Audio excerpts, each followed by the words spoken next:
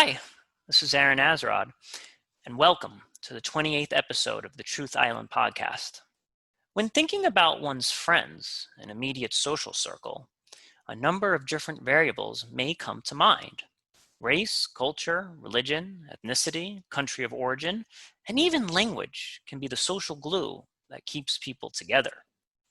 However, what if the people in your immediate social circle have more to do with what's in your bank account than all of the above? When you think of the people that you went to school with, for example, have you ever pondered what exactly is bringing all of these people here together? Chances are it was the geography or proximity to a local elementary or high school that made your classmates your classmates. According to a paper published by Michael D. Carr and Emily Weimers, professors at the University of Massachusetts, using census data gathered between 1981 and 2008, the probability of leaving one's social class remains at an all-time low. Despite huge advancements in education and the percentage of young people earning college degrees, the chances of a middle-class kid working his or her way up to the top 20% of earners has fallen by at least 20%. While the paper points to a myriad of different factors, such as the decline in high-paying union jobs and the transformation of the United States into a service-based economy instead of manufacturing, income inequality and the middle class has hollowed out. It is becoming apparent that those stuck in the middle are being left with nowhere to turn but down. Joining me to help sort this issue is Lauren, a social worker who has worked with some of our neediest communities. Lauren. Hi, good to be here. Thank you. Thank you for being on the show. So I definitely have seen that happen in terms of the middle class and people in the middle being stuck there. And I've also seen compounding factors related to people's ability to speak English well, also race, how race plays into people's upward mobility. And that comes from my experience within the social work profession and just in general, also being a part of the middle class. And so sometimes I think I do feel that the intersection of race or immigrant status or whatever have you that there is a possibility that inhibits someone even more so than their standing class at the time. Obviously, not being a citizen is a huge barrier to gaining middle class prosperity. Could you maybe elaborate a little bit more on some of the other issues that you just mentioned? Yeah, for sure. So yes, very true what you're saying about that. And I can elaborate a little bit on that, how I've seen some risk factors related to people who even might have some sort of card to be here to work, where their status is pending based off of a significant other, in marriage, and then sometimes how different dynamics can keep them in a situation that might not, help them along, mostly with domestic violence, that's where I've seen it. But so with race in general, what I'm saying is, so there have been studies done, for instance, where you have people with them sending out to employers parallel resumes where people have the exact same experience on the resumes themselves. So the exact same skills, the exact same length of employments, educational background, all of that. And then sending them out and seeing, and what they're altering is just the names that are on them, and then quote Black, sounding names versus like a white sounding name, however, they define that. And I actually do know people personally whose parents named them, quote, not white sounding names because of this awareness about how that might affect them economically in the future, or like their job outlook in the future.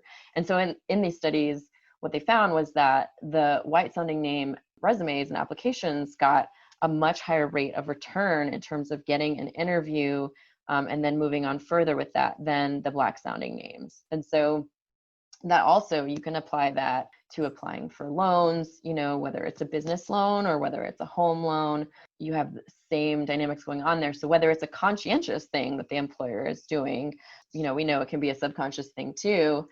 There is, though, that implicit bias. There is that bias that is affecting just one's ability to get a job in the first place. Now, I'm familiar with that study, and in the study, correct me if I'm wrong, everything, like the school, the educational credentials, the address were identical. It was just the name that was the only difference maker, if I'm not mistaken, right? Yeah, exactly.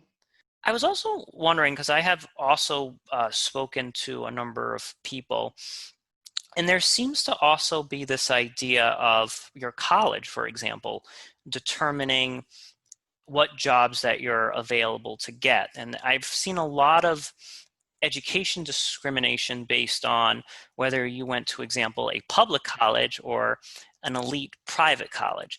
And I'm Hmm. wondering if this is also I'm wondering in my head if, a bachelor's degree from one place is always the same as a bachelor's degree from another place, or a master's from one school and for another school. And I'm wondering if that also plays into upward mobility. Do you think that has also a component to do with it? Well, you said that's research that you have seen. Yeah.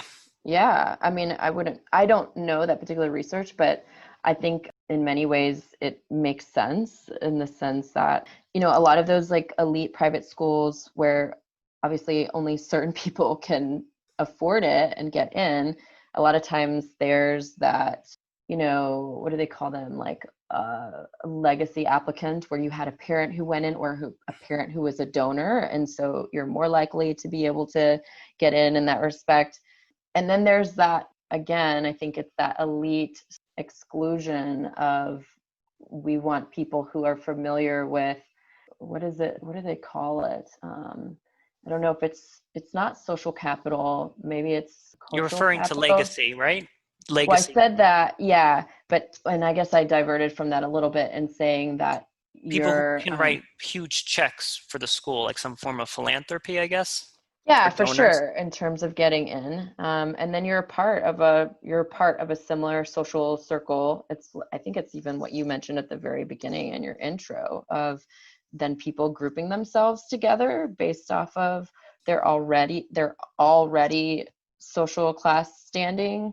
So then you have that cycle of, we went to the same school, or we prefer to work with people who come from the same social and class background, and then like that leading to those hiring practices. That's where I go in my mind. Like, I'm not totally familiar with the research, but that's what I would think is like how that logic sort of plays out. It's interesting that that you meant that you talk about this. I'm wondering if they did that study again, if they, let's say, had like a white applicant that was from a less selective school, and Hmm. then they had a person of color from the more elite college, how that would play out. I'm wondering if race would still triumph as being the deciding factor, or do you think Hmm. it's perhaps possible that the school would be so prestigious that that would triumph as being the highlighting factor? So I don't think you can separate them, in the sense that it's like, the word in all of these groupings is intersectionality. And so,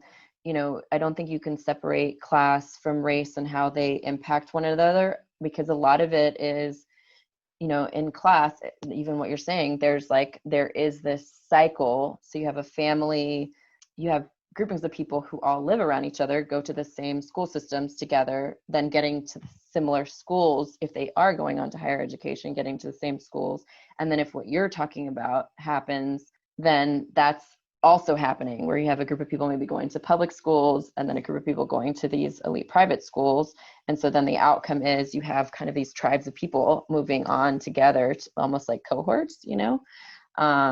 So in my opinion, you can't really like separate the two very neatly.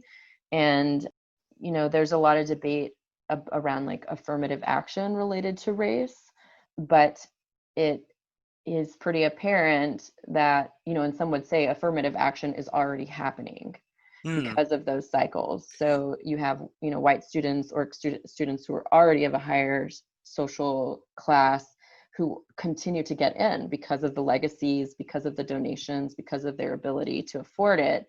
And so then you need something to counterbalance that, which would be, intentionally increasing the rate of people from different racial or ethnic backgrounds or social standing to get in. I hear what you're saying. Would you agree with me that the people that are in this cohort of getting into these very selective and private schools, they are probably in like the top 5% or 1% of society?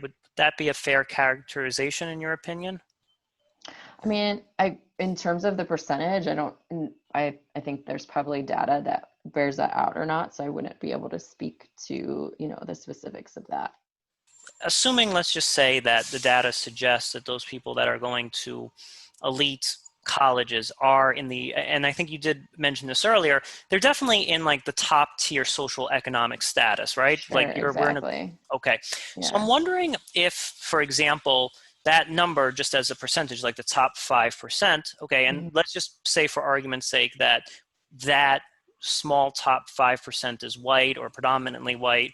Mm-hmm. I'm wondering if we look at the bottom 95%, if you would, Mm-hmm. if they are also having that same struggle, if you would, of getting into top tier colleges and also getting into top tier positions thereof, and it could be that they are a part of the white race or some other race that is considered to be in the in group, but because they don't have the social capital, because they don't have the connections, because they don't have the legacy, because they don't have a rich parent that can write a huge check, I'm wondering if they too are kind of being left out of this system as well. Oh, totally. Yeah. It's interesting too, because with social capital, and I'm pretty sure the word is cultural capital, comes along with it. So your ability, even, it's like, talk about sports like tennis or golf, are sports that generally require a good amount of, like, you need to have capital, financial capital, to be able to play, right? They're inherently expensive sports and all of that. So even your ability to, like they've talked about this too, related to gender in like the workplace, and you're at an interview and the person interviewing you is from has that cultural capital of, oh, I grew up playing golf, and I play at this golf course, and we travel to Hilton Head every year to do this. And then that relational ability to connect with someone over this thing that a certain echelon of people regularly participate in, not that other people can't, but it's more common to a certain group of people, then that's also a gap. It's like being able to use a certain jargon, and obviously I'm using sports in terms of that simplified thing, but that applies to, certain events, whether it's a fundraiser that you had tickets to go to, or, I remember growing up in middle school, everybody did these debutante, like, coming of age things. And that's a very well known kind of like Southern wealthy white thing to do. And so those are the types of things where, and then that leads into your social capital and who you're spending time with. So they're all really like linked together. Is it possible to say that, for example, at my high school, we certainly didn't have any debutante ball or anything like that. I grew up in Queens. So I'm wondering, even though I am of the white race, I'm wondering, like, because I went to like a lower middle class high school, that I also, in that respect, lack that social capital, since I never had a debutante. I never had like a football team in my high school. I went to a very overcrowded high school. So I'm wondering if that exclusion from social capital could affect people of all different backgrounds. Oh, of course. Yeah. I mean, yeah, absolutely. It's not to say there aren't, white people who don't have access to certain things at all. Absolutely. A lot of times it's just different types of access or different obstacle. Sometimes you can swap out different obstacles, one for another one, or you could say one, obstacle can feel more, more weighty. I mean, but yeah, for sure. I think that even how people communicate at home, there's this idea of like right and wrong ways to speak. And so even I think I speak to a lot of my experience living in the South, even white people or Black people or whoever, speaking like with a very heavy Southern accent, for instance, or sometimes people construe that as just, we'll go ahead and make the judgment that that person is uneducated or ignorant or whatever, and that can affect any people. So It's funny you mentioned yeah. that. They say that when people are looking to relate to somebody, the way that someone sounds and the language they speak actually can be like Mhm. one of the number one indicators of that. So I would say, I would even argue that somebody with a working command of English, regardless of where they're from, might have an advantage in an interview over someone who speaks with a thick accent of any type. Totally. I want to think about this. You had mentioned earlier the idea of affirmative action. I'm wondering if you would be in favor of perhaps a class-based affirmative action. So, for example, when you went to college, did you remember filling out the FAFSA form? So yeah, Exactly. we all fill out the FAFSA form. And I've always thought in my head, well, geez, and let's not take away what you said, because I think you make a good point when you brought up the resume study, and that racial identity and biases are still prevalent. But I'm wondering if there should perhaps also be a class version of affirmative action, because I think when your parents fill out your income tax, or when they fill out the FAFSA form, if they could see that you went to a school that wasn't the best funded, perhaps maybe just looking at how much money your parents made or the conditions in which you were educated, should that also perhaps play a role in the types of colleges that you get into? Yeah, so I mean, in my mind, scholarships and grants do that. In the sense of, yeah, like, I mean, that's what they're addressing. They're need based. And then I think the issue, and so I guess maybe just to clarify, do you mean in terms of like maybe the quote merit, like they're academically not up to, what the university would say is their standard for entrance, but because the student came from a like less income or like you said, poor schools, that there would be affirmative action for that person? Yeah, so basically, when you have affirmative action working, it doesn't guarantee you an automatic slot into the school, obviously. You still have to Hmm. have good grades, you still have to have Right. high levels of academic performance, but it is a weight that's added to your application.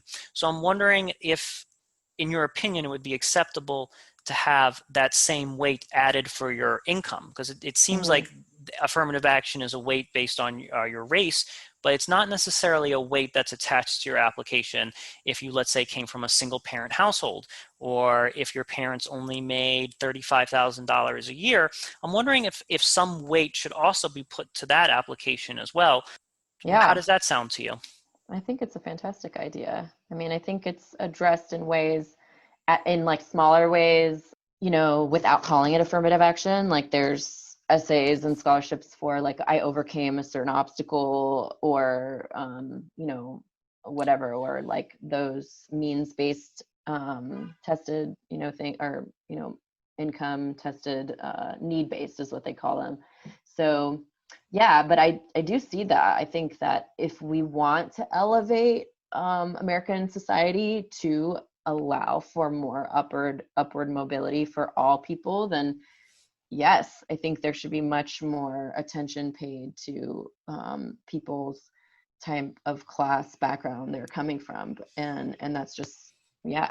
I think there's just in many ways, the people who are in power, there is somewhat of a, I think in a lot of places, an ignorance, if it's not intentional keeping out of the have-nots, it's a completely, I think this is why people say, people in power there should be a requirement for many people to have lived through, what a lower class group of people have had to live through, because then the policies that are put into place would be more sympathetic to what people have to go through to get to where they need to go.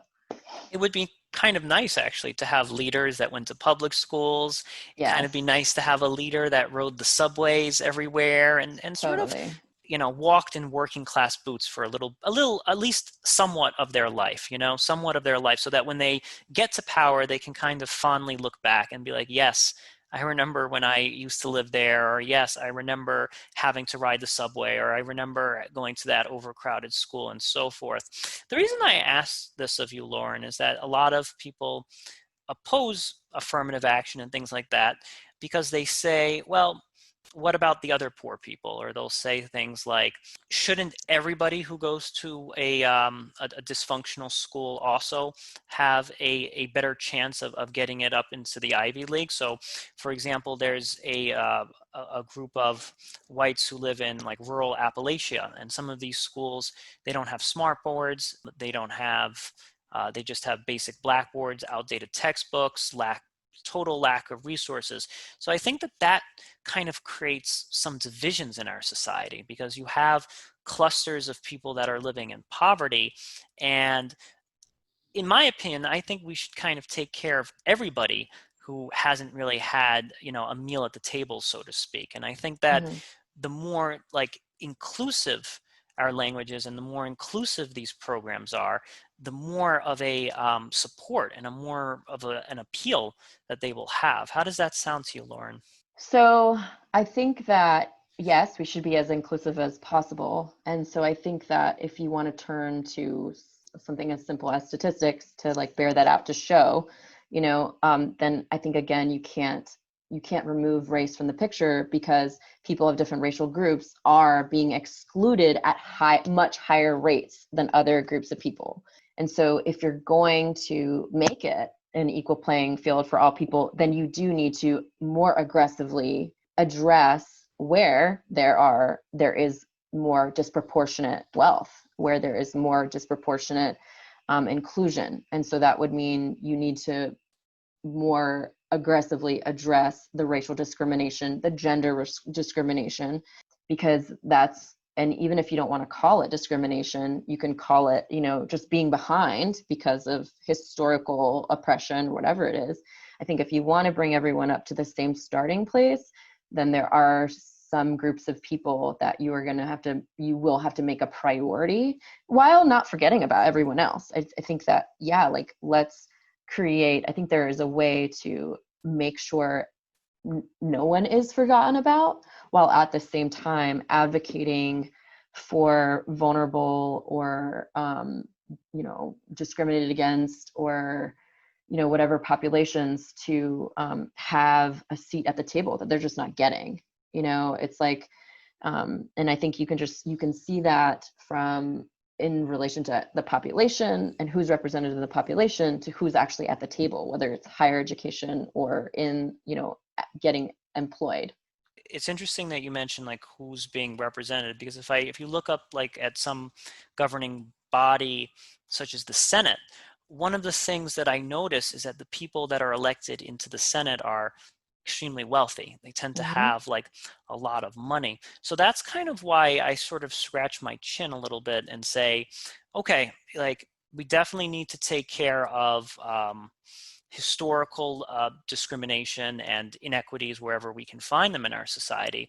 But it seems like the defining characteristic, for me at least, is not necessarily your group identity, but more or less your class identity. Because when we think about the elites ruling the world in terms of like Harvard or Yale, or even your probability of being elected to the Senate, it has a lot to do with what's in your bank account. So I think that greater initiatives in getting your working class subway rider, regardless of what background they're coming from, are really going to help society like diversify the social economic status of our governing bodies. I think that would really help society the most. Yeah, I mean, my pushback to that is to say, well, how many Black people are in the Senate?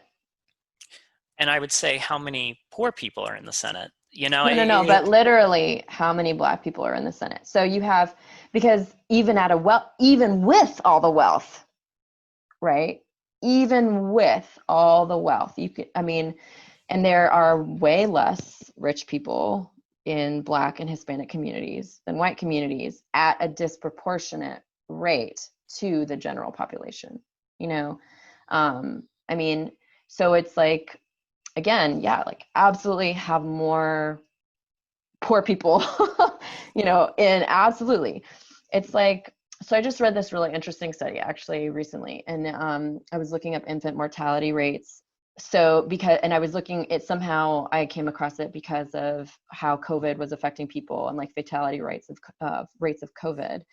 And so COVID has been killing Black and brown people at crazy rates related to the general population. And there are many different compounding factors because of that. But it's like, even when you control for poverty rate, Black people and brown people are still dying at ridiculous rates. And the same thing was in that infant mortality study. They controlled for income and they controlled for so many other factors. And then you had Black mothers dying at higher rates, and you had Black babies dying at higher rates.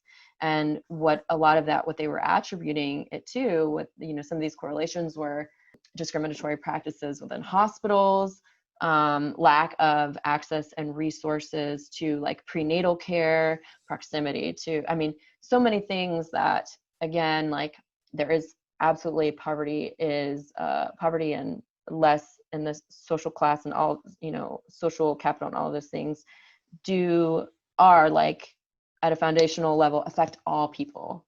And then on top of that, there are these intersectional things of race that will then add like this exponent to how poverty is affecting them or their ability to move upwardly. I think I know of the study that you're referring to, and I think that the reason for that disproportionate number of people of color contracting COVID is because they work in the service industry, right? Like, they're the cashiers, they're the drivers of Ubers, they're the ones basically facing the general public. Does that sound right to you, Lauren? As being a reason as to why that might be?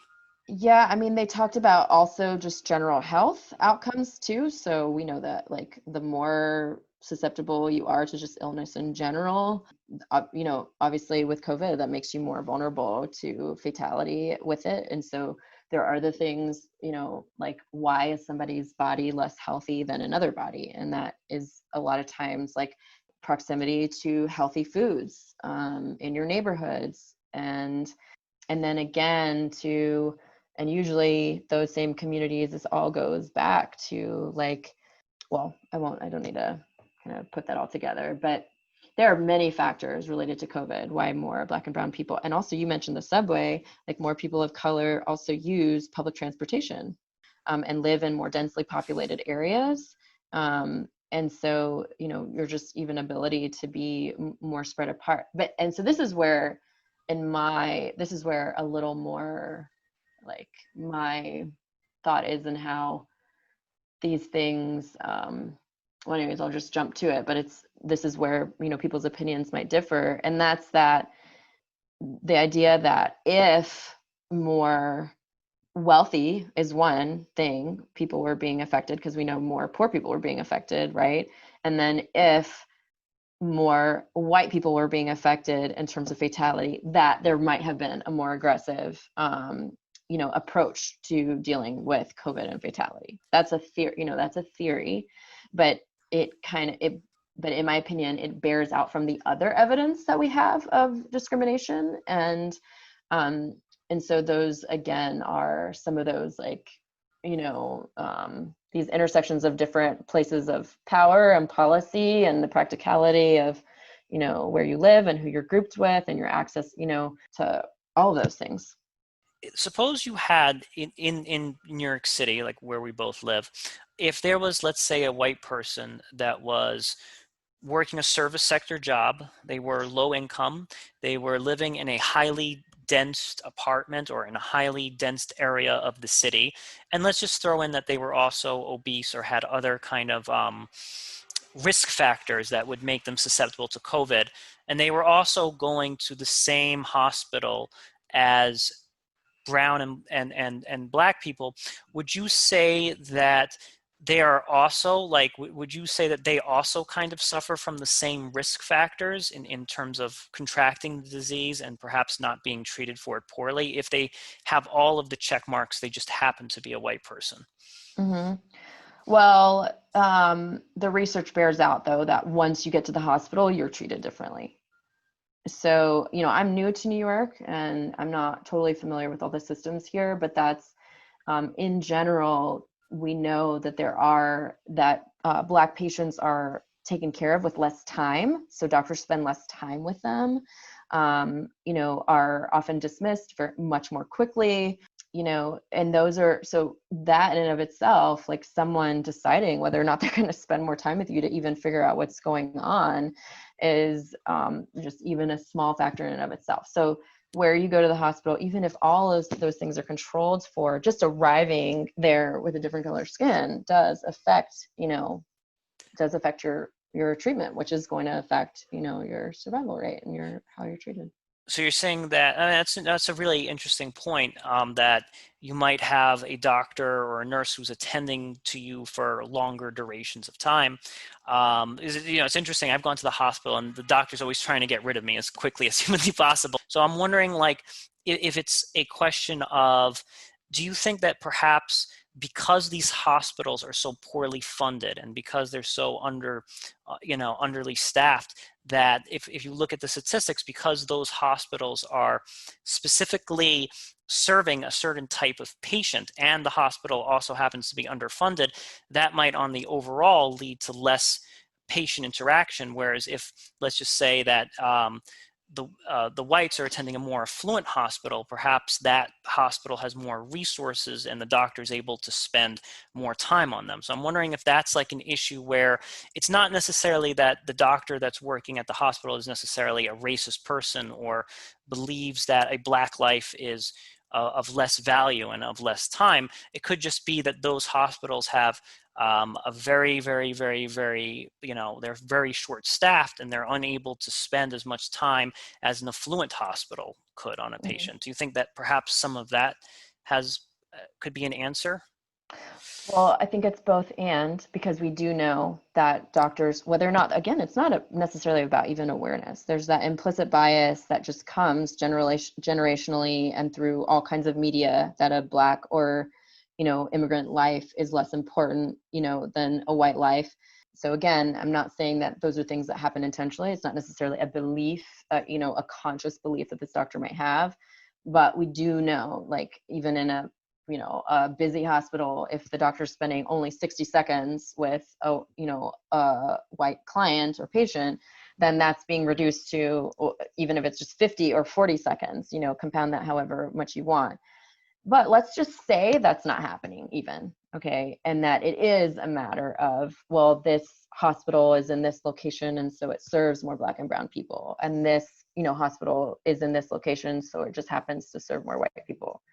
Well, if we're talking about interrupting those cycles, if we're talking about, interrupting the wealth gap or interrupting these major like health gaps, then wouldn't you have to intervene in a way that prevents mostly Black and brown people from going to understaffed, underfunded hospitals?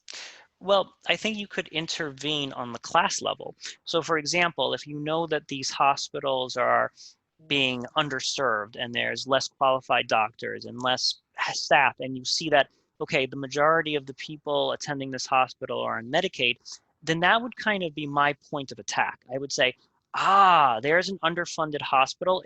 I wouldn't really necessarily look at what races or what ethnicities are attending that hospital.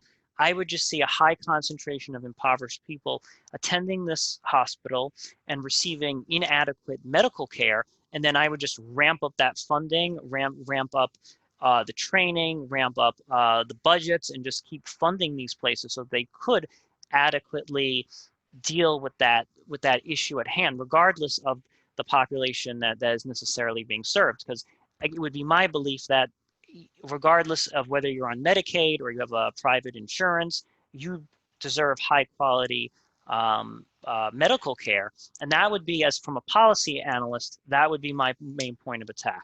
Mm-hmm.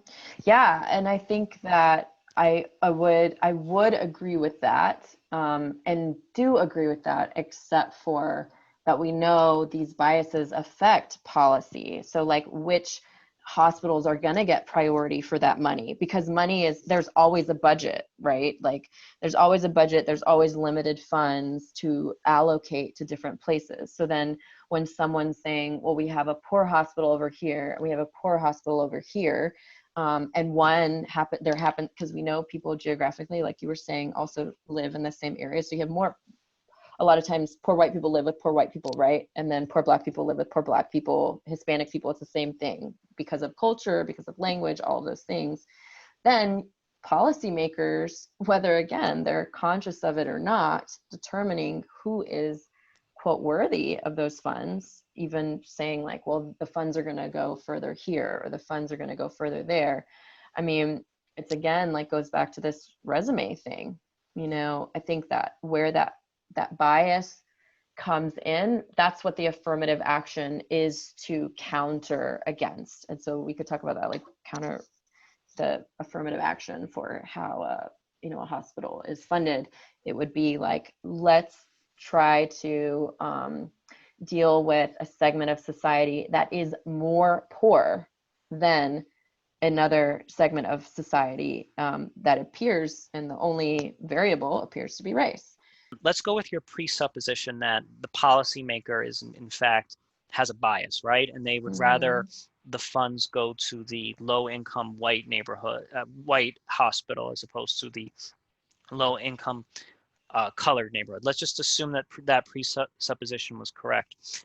I'm wondering if you would support a law that would say that the most amount of money needs to just be determined on the socioeconomic status of the patients visiting that hospital. So if there was a law that, let's say, was passed that said, okay, if this indeed happens to be the poorest hospital and we only look at the socioeconomic status, wouldn't that prevent that policymakers' biasness from coming out? Because if their hands were tied and they had to follow the letter of the law, and the letter of the law says that the money has to go to the poorest areas, then it doesn't matter whether the poorest area is a white area or a Black and brown area.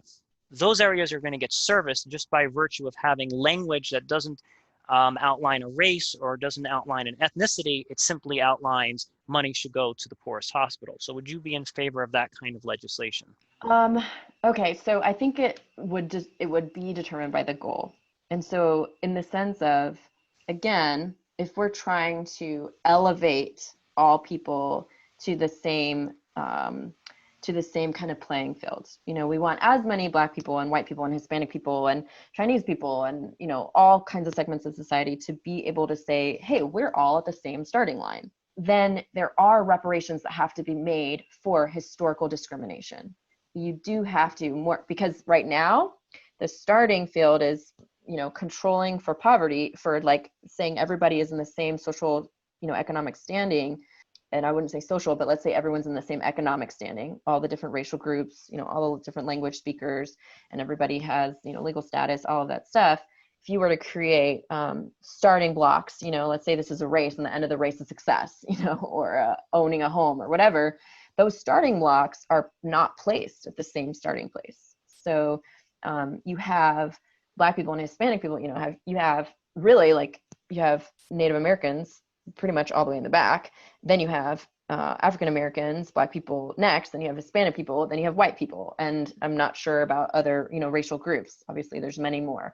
And so the thing is, if you want everyone to come forward, then how do you get if you're only addressing everyone's money status, but how are you addressing how far back some groups are? You'll have to take, if you want the rate, if you want the rate of equality to come up faster, then you have to more aggressively address, you know, what's happening in the back. I think it's like layers of, you know, almost like illness. You know, you could call like our wealth gap is an illness, right? And then we have other gaps that are also illness. And I think it's like it's a holistic approach. Maybe that's what I would say. It's a holistic approach to equality. It's not saying you don't continue to advocate for the poor man, regardless of, you know, what their status is.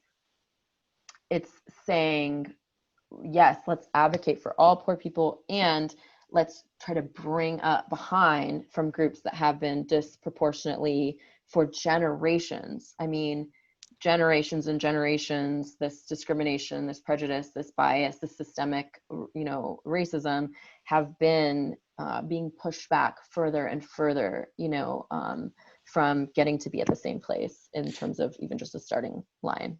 Sure. In in my native Queens, for example, we have a very huge Russian Jewish population, for example, Mm-hmm. and they only came to the United States in the late 80s, early 90s, and a lot of them were also like living in poverty on food stamps and so forth. Mm-hmm. So the reason I ask is I think that those people are also in need, and I've actually done the research on this. They also tend to earn less than the rest of New Yorkers per se. So Mm-hmm. that's why I'm kind of focusing on this from the angle of class, because not every person that is white is necessarily at the front of the line or close to it. There are a lot of people that have been, that perhaps came to the country a lot later. They came in the 80s, the 90s, or the early 2000s, and they either are still living in poverty or they are still struggling. So I'm wondering if we had a more wider net of just be like, hey, let's take everybody that's standing on the back of the line, regardless of who they are, and start pushing them forward. Why that necessarily would hurt any one individual group? I would say that if we're just No, taking, yeah. Oh, I'm sorry. I didn't mean to interrupt you. yeah, Sorry. please go ahead. No, yeah, and it's not that it would hurt one group more than another. And again, I'm talking about like proportions. So it's saying, let's say, what is it right now? I think Black people make up like 19% of, the U.S. population. Is that correct? Do you have any idea? It used to be about 13 to 14%. Yeah. So, okay. So, we can just make up numbers to make it round. Okay. Let's say it's just 10% of the population is Black. So proportionately, this affects, so many areas. This affects, COVID fatality rates. This affects, how many people are incarcerated of different racial groups. This affects wealth. So if 10% of the population is Black, then theoretically 10% of poor people should be Black. I'm not following. Could you explain this? So because we're talking about, for instance, you were saying, different immigrant groups are, in different places, like in lower standing or everything. So even on the census, we break down like you can be white or Black, Spanish speaking. If you're Russian, you are white passing Russian, right? So your skin color like still affects, whatever. So what I'm saying is, if we want to address the entire group of poor people, I love how we've just gone ahead and used the word poor. It's just much simpler. And say that we want equally all poor people to have equal upward mobility, right? Sure. We're Yeah. agreeing on that, and I totally agree with that.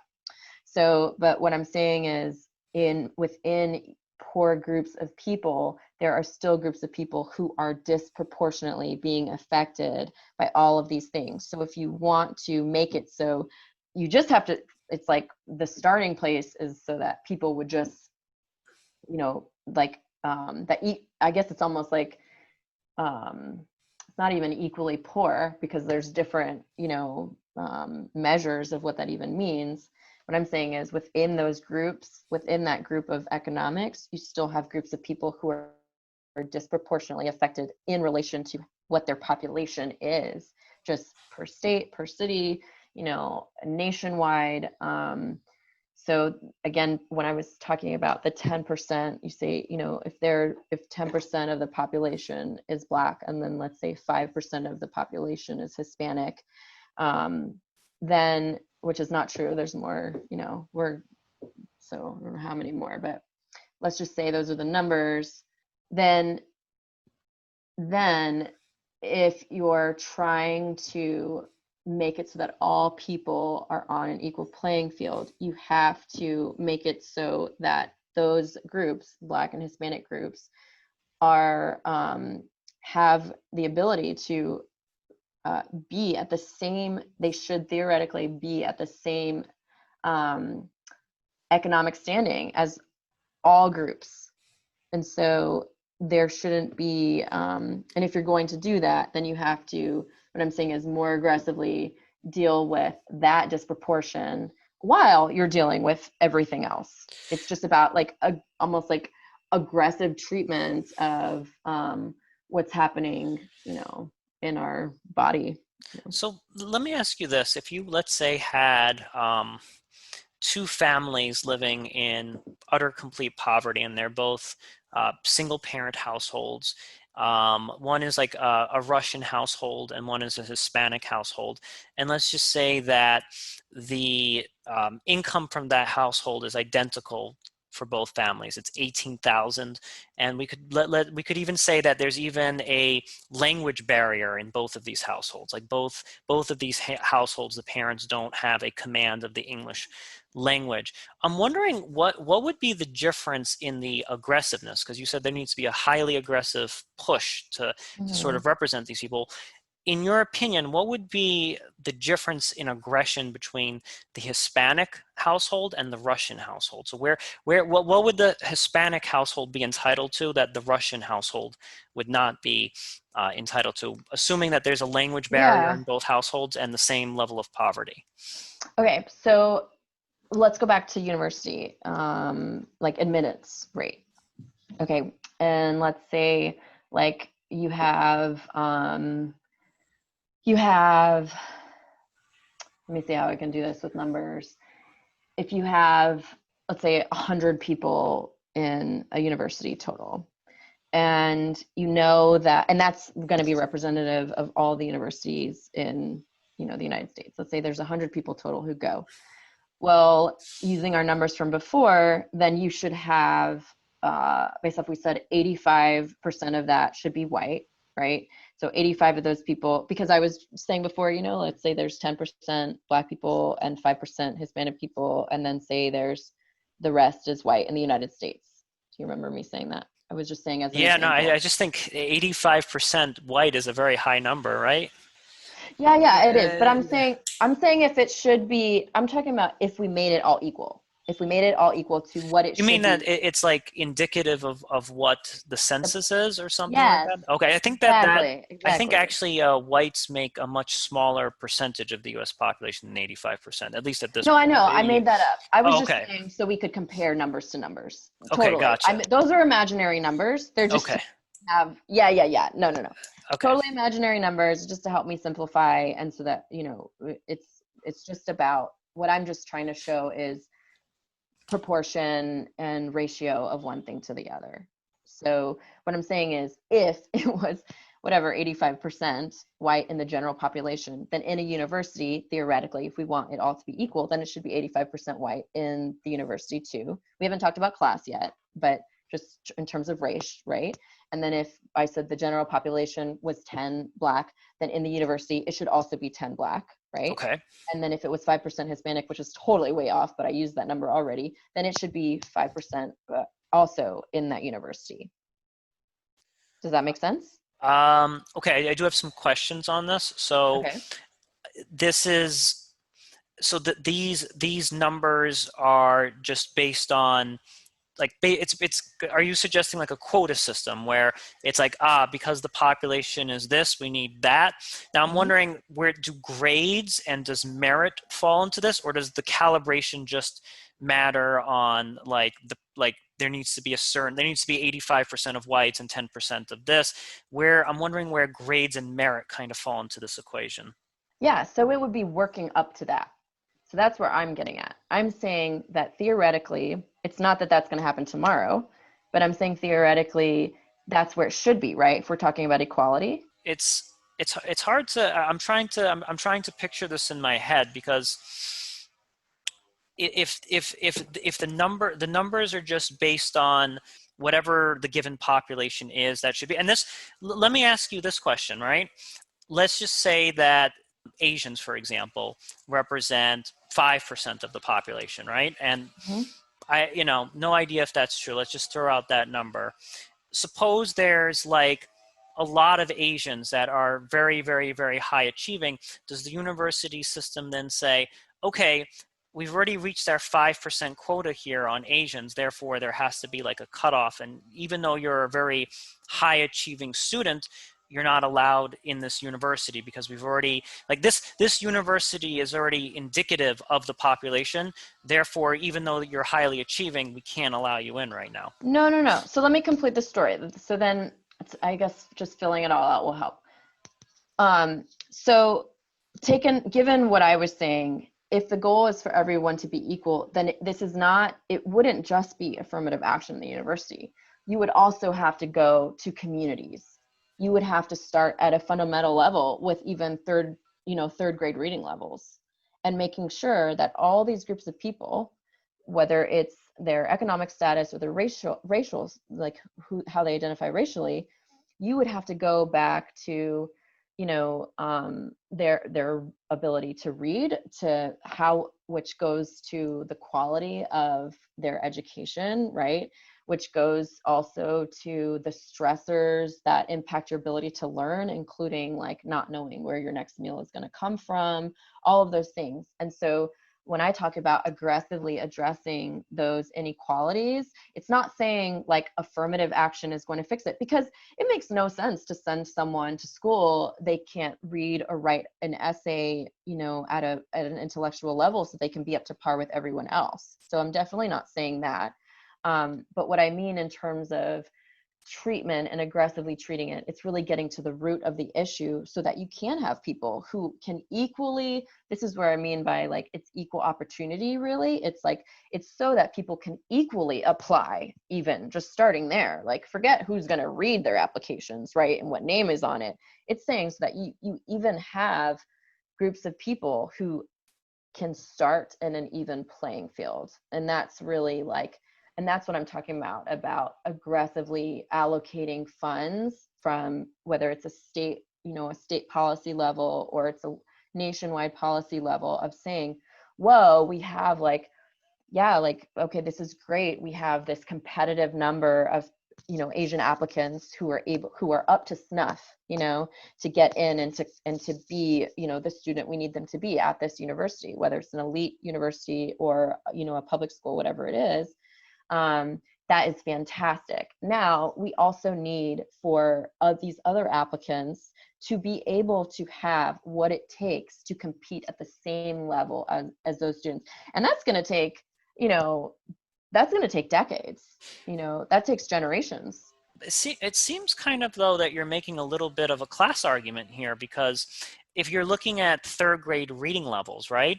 And it seems like the logic would follow that those reading levels would be low because those students are attending schools that are not properly preparing them.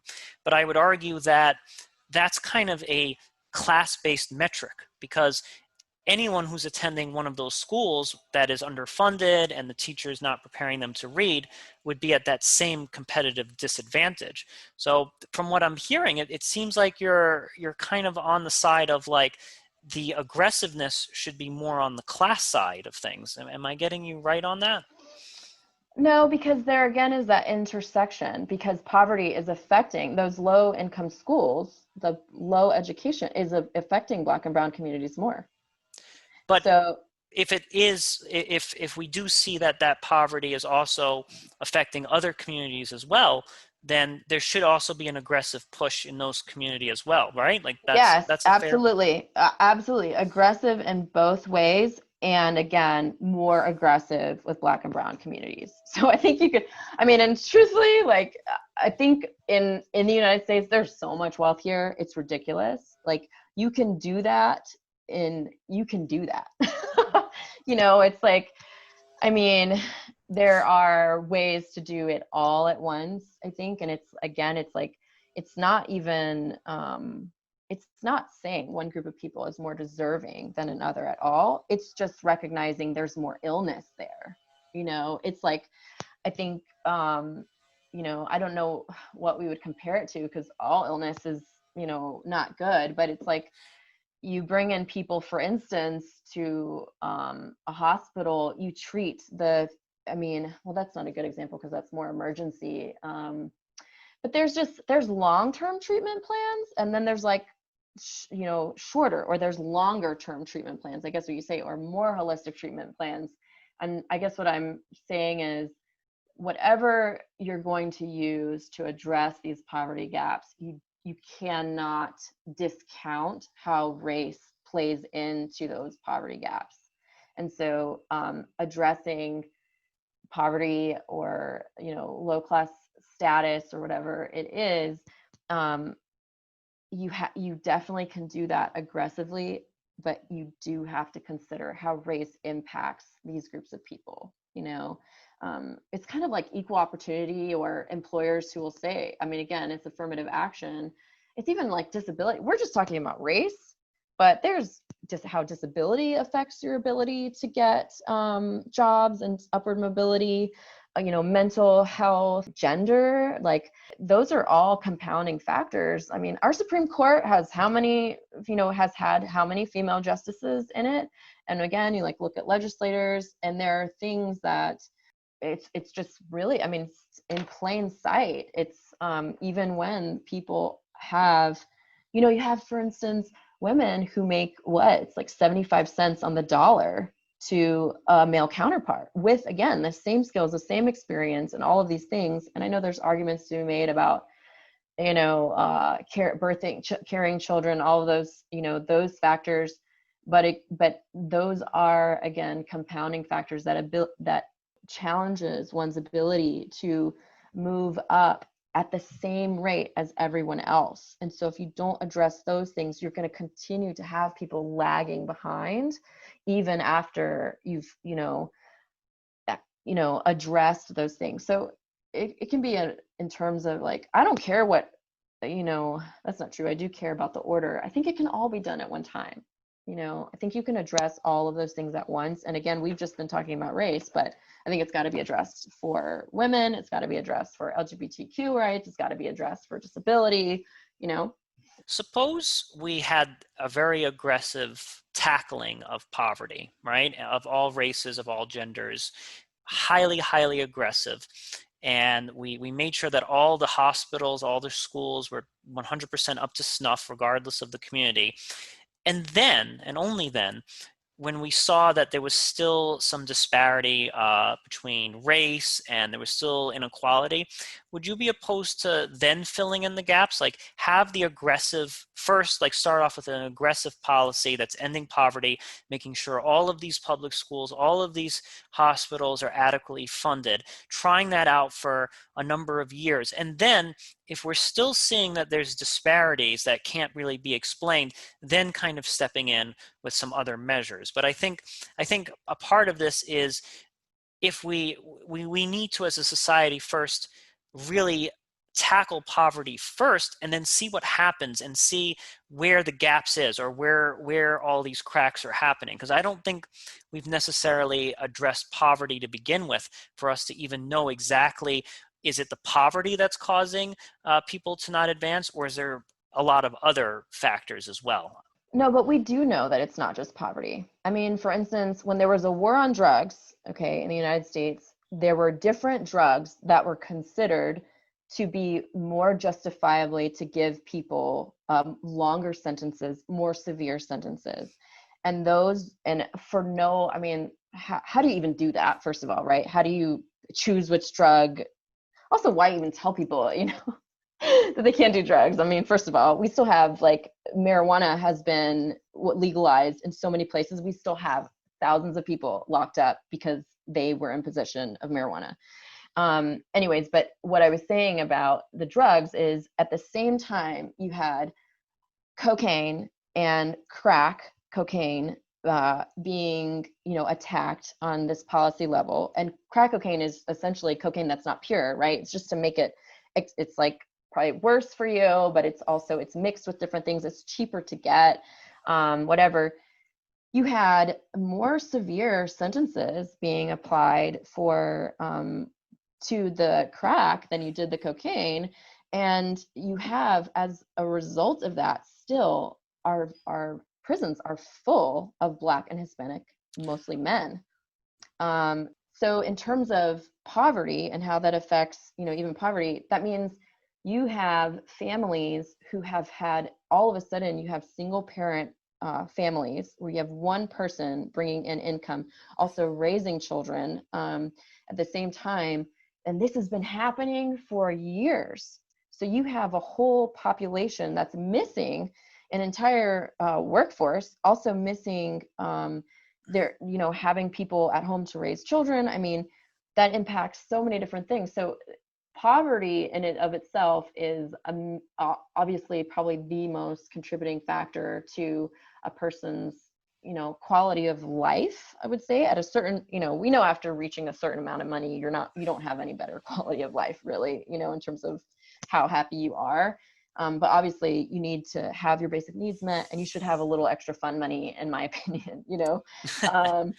But those are things too, like, you have places where even, more Black and brown people are being picked up simply because there's more police officers in their area. I mean, so like right now in our prisons, so you need something to control even for those things, is what I'm saying.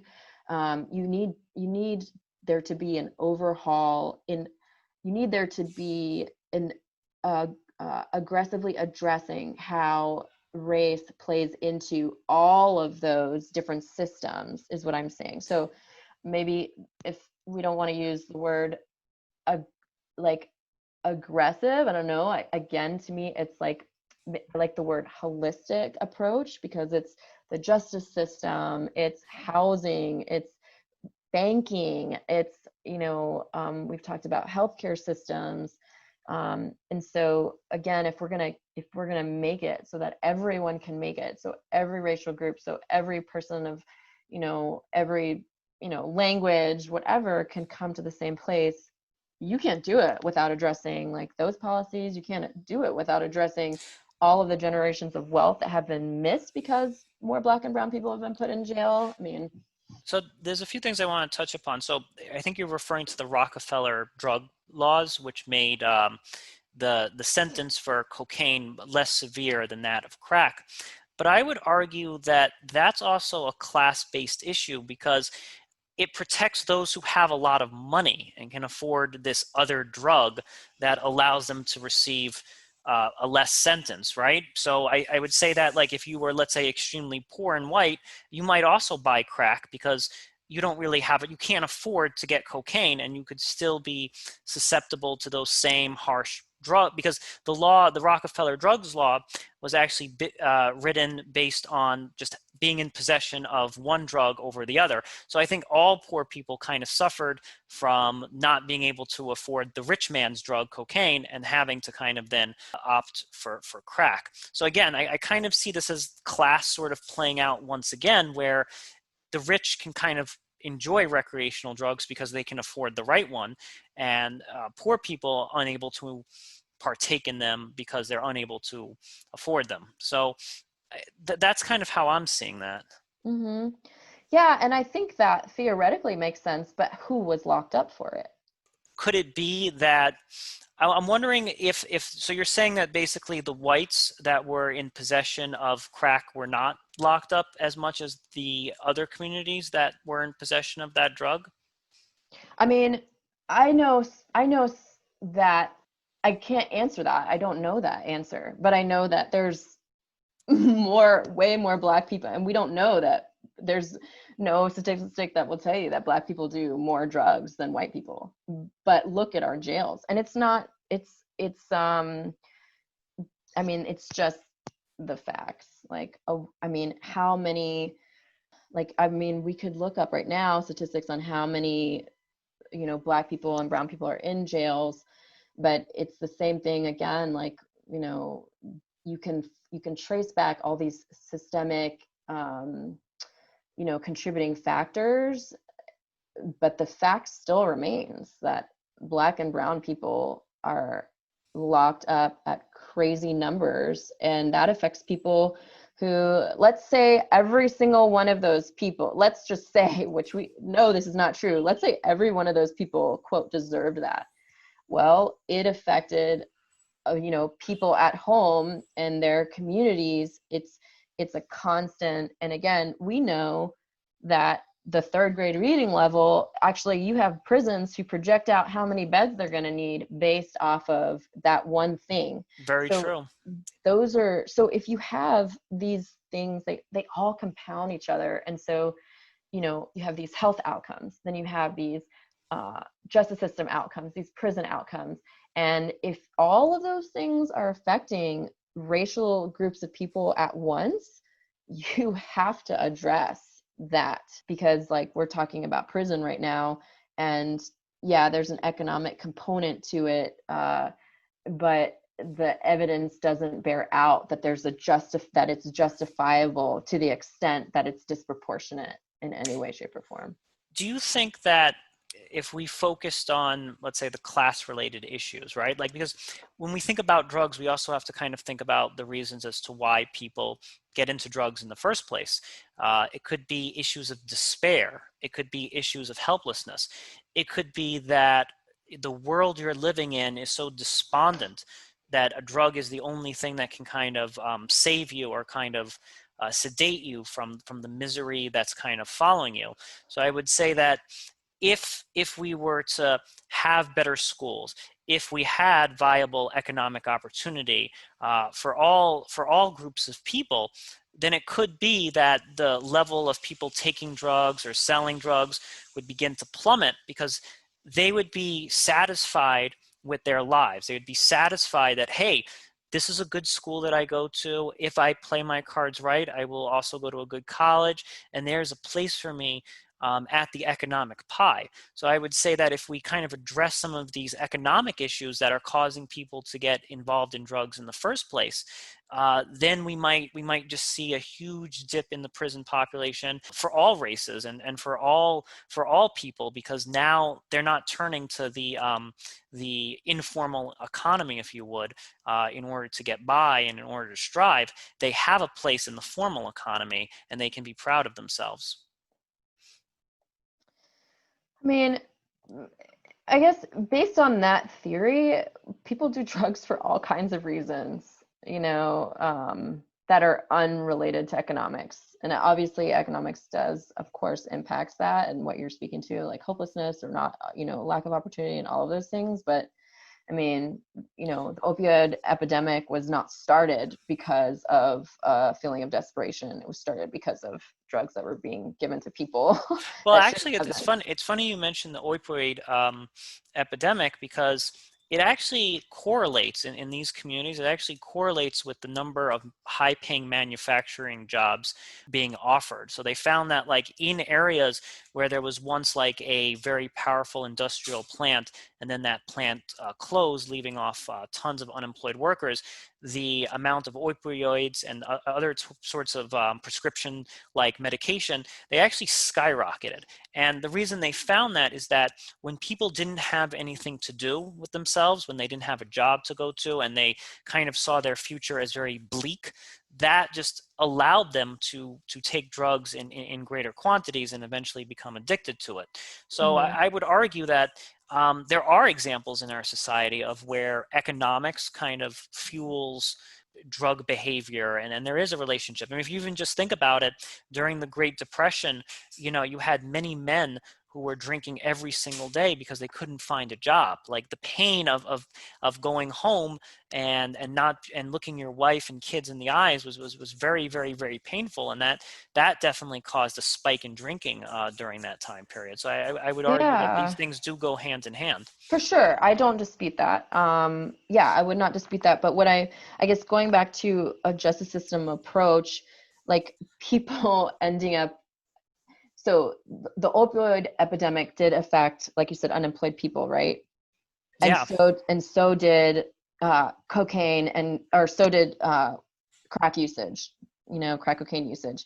But who was locked up? And opioids, um, you know, crack cocaine was affecting Black and brown communities at an amazing and crazy rate.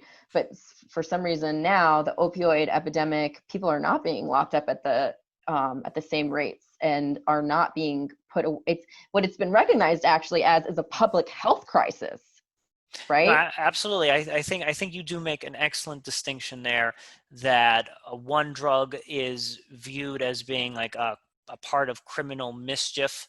I'm wondering, with these drugs, is it that they are illegally, are they, because the thing that I'm just thinking in my head a little bit here, and I actually don't have the answer to this, are these people getting prescriptions for these drugs and then that allows them to avoid criminal prosecution? Or is there also like an underground economy where they are getting, because from my understanding, in order to get opioids and these sort of drugs, you have to have injured yourself and then you get a prescription. So I'm wondering if the prescription is allowing these people to bypass the criminal prosecution, or maybe you are right, just as you said, maybe it's being labeled a public health crisis because of racial connotations. Yeah, I mean, heroin and addiction are linked to each other, obviously. So you can find, yeah, you can start your addiction because you're prescribed something, but you going and lying about your symptoms is illegal, and it's illegal for your person to be giving you a prescription that they shouldn't be. But also, it's being traded in the streets, and that's certainly illegal. I mean, I would say now, especially, that doctors are more cognizant. There's been so much legal action taken against institutions because of it. Yeah, I mean, people are. I don't know. I mean, I've thankfully never ended up in addiction in that way. But I can't imagine that most people are getting their opioids legally from a pharmacy. I mean, even in school, I remember people selling Adderall. I mean, one person getting it and just selling Adderall like it was no big deal. I mean, you can imagine where there's so much demand for a drug that people are heavily addicted to. I think, to me, I think it's you had one, like you said, addressed as a criminal issue, and then you have another one addressed as a public health crisis. And so it leads to completely different outcomes.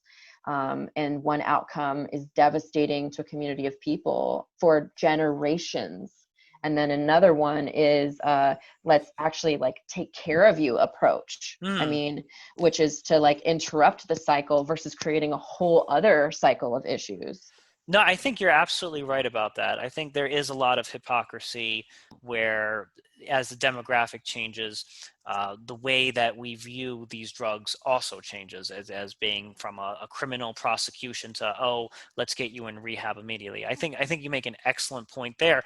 And I think that you are right. Like, that is actually, like, under my model of aggressive economic helping people, for example, that is like a separate issue that kind of could be linked in that chain of like, okay, well, there is some unfairness that still exists.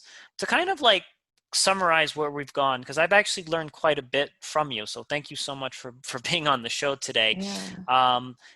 I think that there are pockets of like inequality, just as you described with like the drug issue and so forth. I'm wondering if the two can kind of go in tandem. And the reason I say this, Lauren, is that a lot of language in politics today can be very polarizing. Like, well, they're getting that and I'm not getting this. And I sometimes feel, Lauren, that if the language in which we spoken was highly inclusive, and I think the word impoverished, I think the word poor, I think the word food stamps actually speaks to many ears, and I think it speaks to many people who are listening.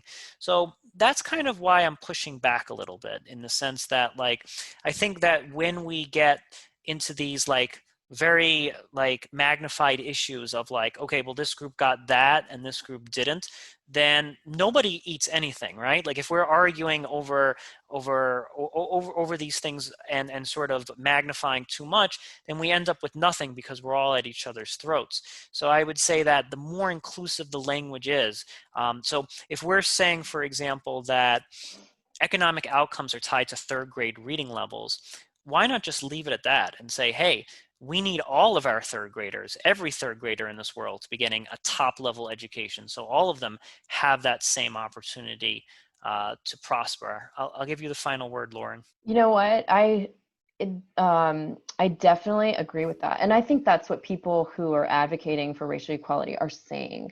It's like, And I think what you're saying in language is super important. And so to me, it comes down to like strategy, but you have to be really, I think, honest about what the problems are so that you can create a strategy, whether it's using certain types of language or whether it's proposing legislation that's more palatable to all people. I'm all for that.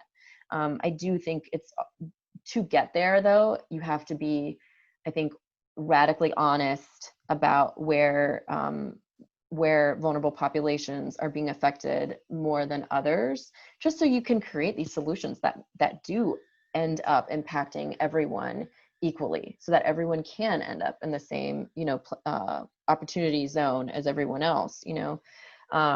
So absolutely, I think it is important to talk about things in a way and to meet people where they're at. You and I can have a type of conversation that perhaps I have to change to level with someone else, or have to use different language or whatever it is, so that it can remain a dialogue versus an attack. Like you and I are able to have a conversation that's not personal. We're, thinking about things, we're learning from each other. And I think if we can, there's a saying that I've heard before. It's, be all things to all men. And that in this case, like if I want to see things move forward for all different groups of people, then yeah, I got to learn how to speak at someone else, like eye to eye versus, speaking on a whole other like level. So I definitely see that. Oh, that was very beautiful, Lauren. Thank you. And thank you so much for being on the show. I really appreciate it. Yeah, thank you so much. This concludes the 28th episode of the Truth Island podcast. I'm Aaron Azrod.